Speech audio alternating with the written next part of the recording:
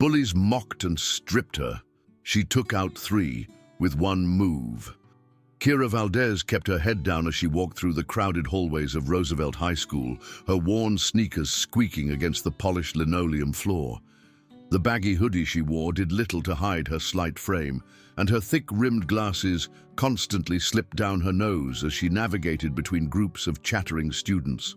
At 5'3" and barely 100 pounds, she moved like a ghost through the corridors, hoping desperately that nobody would notice her. The transfer from her old school in Arizona had been harder than she'd expected. Moving to California in the middle of the semester meant walking into established social circles where everyone already knew their place. Kira had quickly learned that hers was at the very bottom of the food chain.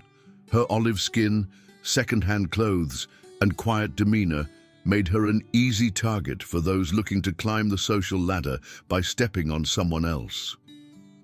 "Well, well, look what we have here," came a voice that made Kira's stomach clench with dread.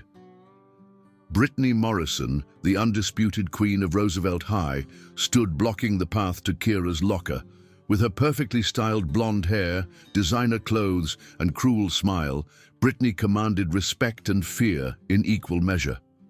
Flanking her were her 2 closest followers, Jessica Palmer, a tall brunette with a nasty streak, and Madison Cole, whose red hair matched her fiery temper. "Going somewhere, transfer girl?" Brittany's voice dripped with mock sweetness as she stepped closer. The hallway seemed to quiet around them, other students slowing their pace to watch the show they knew was coming. Kira clutched her backpack tighter and tried to sidestep around the trio, but Jessica quickly moved to block her path. "Don't be rude, Kira. Brittany's talking to you." "I just need to get to my locker," Kira mumbled, keeping her eyes fixed on the floor. She could feel the stares of dozens of students burning into her back, their whispered comments creating a buzz of anticipation. "Your locker?" Brittany laughed, a sound like breaking glass. "You mean the one that's about to be redecorated?" Before Kira could react, Madison had grabbed her backpack and dumped its contents across the hallway floor. Notebooks, pens, and homework scattered everywhere, and Kira's carefully organized world exploded into chaos. "Oops," Madison said with fake innocence, stepping on Kira's science project as she walked away. "Better clean that up before someone gets hurt." The 3 girls strutted away, their laughter echoing off the walls, while Kira knelt to gather her scattered belongings. A few students stepped over her supplies without offering help, and she caught fragments of their conversations. "So pathetic," someone whispered. "Why doesn't she just fight back?" "I heard she's here on some kind of scholarship." What they didn't know, what nobody at Roosevelt High could possibly guess, was that Kira Valdez had been training in Brazilian Jiu-Jitsu since she was 7 years old.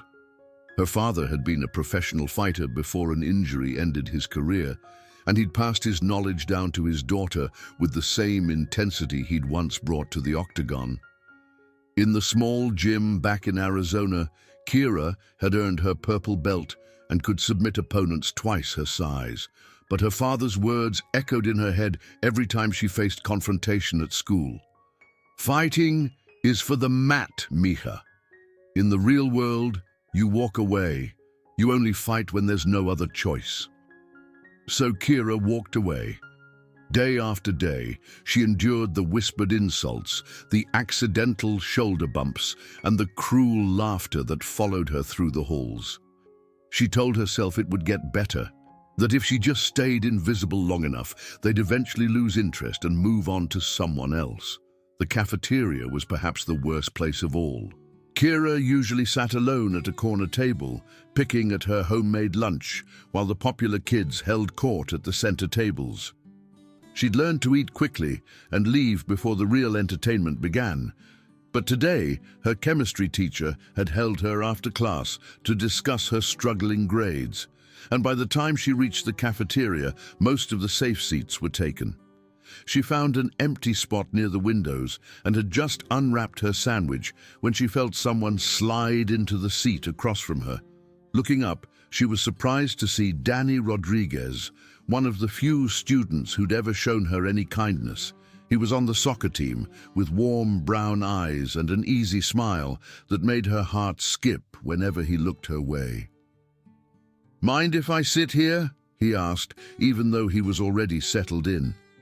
"The guys are arguing about last night's game, and I needed a break from the noise." Kira nodded, not trusting her voice. Danny was everything she wasn't: confident, well-liked, comfortable in his own skin. That he'd chosen to sit with her felt like a small miracle. "How are you settling in?" he asked, taking a bite of his pizza. "I know transferring mid-semester can be rough." "It's fine," Kira managed, though they both knew it was a lie. Danny had seen enough of the hallway incidents to know exactly how she was being treated. "You know, if you ever want to hang out sometime, maybe grab coffee or see a movie." Danny's invitation hung in the air between them, and Kira felt her cheeks flush with warmth. "I'd like that," she said softly, and his smile in return made her forget, for just a moment, about everything else. That moment of happiness lasted exactly 30 seconds. "Oh, this is precious." Brittany's voice cut through their conversation like a blade. She stood behind Danny's chair, her perfect manicure drumming against the table. "Danny Rodriguez, slumming it with the scholarship girl. How very charitable of you." "Back off, Brittany," Danny said, his voice tight with warning. "We're just talking." "Just talking?" Jessica appeared at Brittany's shoulder, her eyes bright with malicious glee. "Or is our soccer star here developing a taste for exotic flavors?" The cafeteria had gone quiet around them, and Kira felt the familiar burn of humiliation creeping up her neck. She started to stand, ready to flee, but Brittany's hand shot out and pushed her back down. "Don't leave on our account," Brittany said sweetly. "We're just getting started." What happened next would be burned into Kira's memory forever. Madison, acting on some silent signal from Brittany, grabbed the back of Kira's hoodie and yanked it up and over her head in one swift motion. The thin t-shirt underneath rode up with it, exposing Kira's stomach and the plain white bra she wore underneath. The cafeteria erupted in gasps and laughter as Kira frantically tried to pull her clothes back down, her face burning with shame. "Look at that," Brittany announced to the room. "Even her underwear is from the discount store." Phone cameras appeared from every direction, capturing Kira's humiliation for posterity.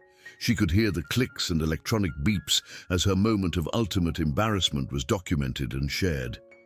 Danny jumped to his feet, his face dark with anger, but the damage was already done. "You're sick!" he spat at Brittany, helping Kira fix her clothes. "All of you." "We're sick?" Brittany laughed. "We're not the ones getting cozy with the help." That was the moment everything changed. Not the humiliation, not the laughter, not even the phones recording her shame. It was the look in Danny's eyes as he faced down Brittany's crew, the way he'd stood up for her when no one else would, that finally broke something inside Kira. She'd been willing to endure anything they threw at her, but dragging Danny into their cruelty was a line she couldn't let them cross. "Leave him alone," Kira said, her voice barely above a whisper. "What was that?" Brittany cupped her ear theatrically. Did the little mouse just squeak? "I said leave him alone." This time, Kira's voice carried across the silent cafeteria. She stood slowly, her hands steady despite the storm raging inside her chest. "Your problem is with me, not him." "Oh, now you want to play tough?" Madison laughed. "This should be good." But something in Kira's posture had changed. Her shoulders squared, her chin lifted, and for the first time since arriving at Roosevelt High, she looked her tormentors directly in the eye. The change was subtle, but unmistakable, and Danny noticed it immediately. "Kira," he started, but she held up a hand to stop him. "It's okay," she said, never taking her eyes off Brittany. "I think it's time we settled this." The three girls exchanged glances, surprised by this sudden show of backbone from their favorite victim. Brittany's smile faltered for just a moment before returning twice as bright. "Fine," she said. "Let's settle it. Tomorrow after school, by the old gym. Just you and me." "All three of you," Kira corrected, her voice steady and calm, "since you're so brave when you're together." The challenge hung in the air between them, and Kira could see the calculation in Brittany's eyes. She was trying to figure out if this was some kind of trick, if quiet little Kira Valdez was actually capable of backing up her newfound confidence. "Your funeral," Brittany finally said, turning on her heel and stalking away. Jessica and Madison followed, but not before Madison leaned in close to Kira's ear. "You're going to regret this," she whispered. As the cafeteria slowly returned to its normal volume, Danny grabbed Kira's arm. "Are you insane?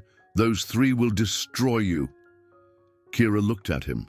This boy who'd shown her kindness when no one else would, who'd defended her when it would have been easier to walk away. "They already have," she said quietly. "What's left to lose?" That night, Kira stood in her bedroom and pulled out a duffel bag she hadn't touched since the move. Inside were her GI, her belt, and years of training that had been gathering dust while she tried to blend in and disappear.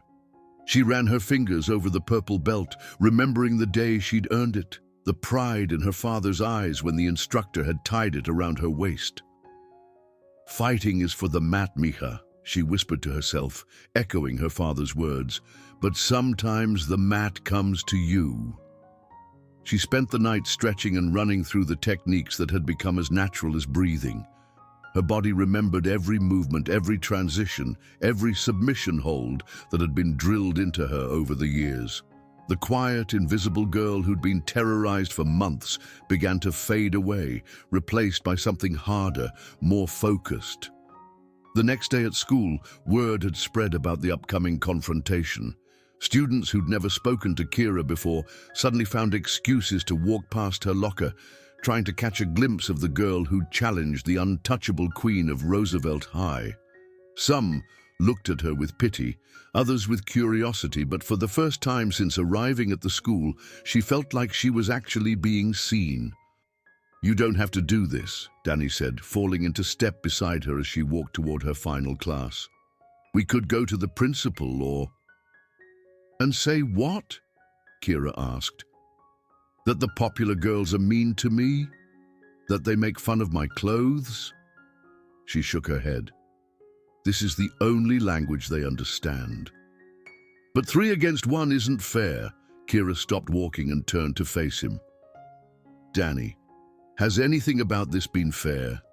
The names they call me, the way they humiliate me in front of everyone, the fact that teachers see it happening and do nothing." She touched his arm gently. "Sometimes you have to make your own fairness." The old gym was a relic from Roosevelt High's earlier days, before the new athletic facilities had been built. It was rarely used now except for storage, which made it the perfect place for settling disputes away from adult supervision. When Kira arrived, she found not just Brittany, Jessica, and Madison waiting for her, but nearly 50 other students who'd come to watch the show. "Look who actually showed up," Brittany called out, her voice echoing in the empty space. She'd changed into workout clothes, as had her friends, and they looked like they meant business. "I was betting you'd chicken out." "I'm here," Kira said simply. She'd changed too, trading her usual oversized hoodie for a fitted t-shirt that allowed for full range of motion. For the first time in months, she wasn't trying to hide herself. The crowd formed a rough circle around them, phones already out and recording. Kira could see Danny near the back, his face tight with worry. She caught his eye and nodded, a silent promise that whatever happened, she'd be okay. "So, how do you want to do this?" Brittany asked, rolling her shoulders. "Take turns, or all at once?" "However you want," Kira replied. "I'm not going anywhere." What happened next would be talked about at Roosevelt High for years to come. Brittany made the first move, lunging forward with a wild swing aimed at Kira's head. But Kira wasn't there anymore. She'd stepped inside the punch, wrapped her arms around Brittany's waist, and used the bigger girl's momentum to drive her to the ground with a perfectly executed double-leg takedown. The crowd gasped as Brittany hit the mat hard, the wind knocked out of her. But Kira didn't have time to celebrate. Jessica was already moving, trying to grab Kira from behind. Without thinking, Kira spun and caught Jessica's arm, using a standing kimura to drop her to her knees with a cry of pain. "What the hell?" Madison screamed, rushing in to help her friends. But Kira was ready for her too. She released Jessica's arm and stepped into Madison's charge, using her attacker's own momentum to execute a beautiful hip toss that sent the redhead flying through the air. The entire sequence had taken less than 30 seconds, and now all three of Roosevelt High's most feared bullies were on the ground, staring up at the girl they'd tormented for months. The gymnasium fell silent, except for the heavy breathing of the four combatants. "This is impossible," Brittany gasped, struggling to get back to her feet. "You're just a little nobody." "I was never nobody," Kira said, her voice carrying clearly through the stunned silence. "You just never bothered to look." Brittany rushed her again, this time with Jessica and Madison flanking her. But Kira had trained for situations like this, sparring against multiple opponents in the controlled environment of the gym. She caught Brittany's arm and used it to swing her into Jessica, sending both girls stumbling. Madison tried to grab her from behind, but Kira dropped low and swept her legs, sending her crashing to the mat once again. "Stop!"